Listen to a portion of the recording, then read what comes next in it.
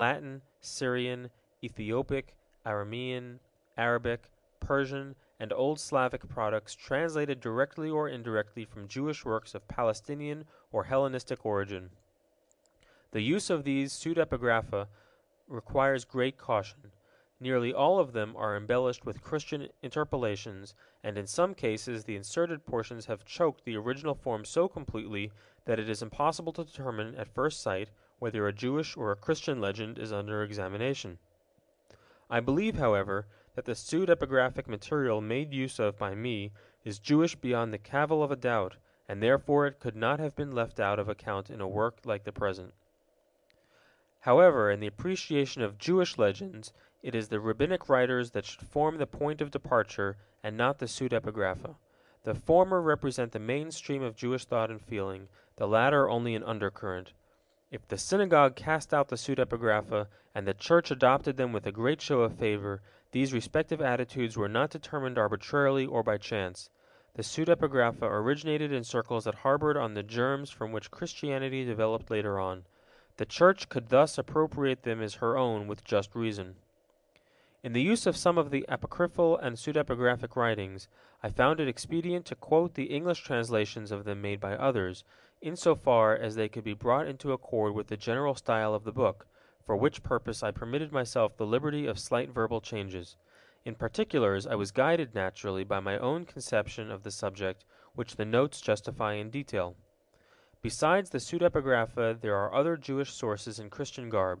In the rich literature of the Church Fathers, many a Jewish legend lies embalmed which one would seek in vain in Jewish books. It was therefore my special concern to use the writings of the Fathers to the utmost.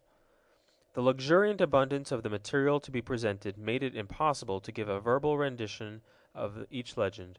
This would have required more than 3 times the space at my disposal.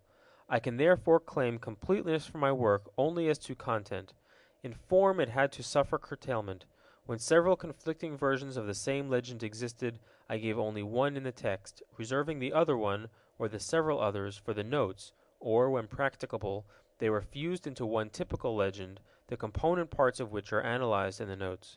In other instances I resorted to the expedient of citing one version in one place, and the others in other appropriate places, in furtherance with my aim, to give a smooth presentation of the matter, with as few interruptions to the course of the narrative as possible.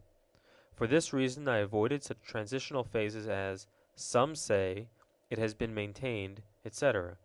That my method sometimes separates things that belong together cannot be considered a grave disadvantage, as the index at the end of the work will present a logical rearrangement of the material for the benefit of the interested student. I also did not hesitate to treat of the same personage in different chapters, as, for instance, many of the legends bearing upon Jacob, those connected with the latter years of the patriarch, do not appear in the chapter bearing his name, but will be found in the sections devoted to Joseph, for the reason that once the son steps upon the scene, he becomes the central figure, to which the life and deeds of the father are subordinated. Again, in consideration of lack of space, the biblical narratives underlying the legends had to be omitted, surely not a serious omission in a subject with which widespread acquaintance may be presupposed as a matter of course. As a third consequence of the amplitude of the material, it was thought advisable to divide it into several volumes. The references, the explanations of the sources used, and the interpretations given, and especially numerous emendations of the text of the Midrashim and the pseudepigrapha, which determine my conception of the passages so amended, will be found in the last volume, the fourth, which will contain also an introduction to the history of Jewish legends, a number of excursuses, and the index. As the first 3 volumes are in the hands of the printer almost in their entirety, I venture to express the hope that the whole work will appear within measurable time, the parts following each other at short intervals. Louis Ginsberg, New York, March 24, 1909. End of preface.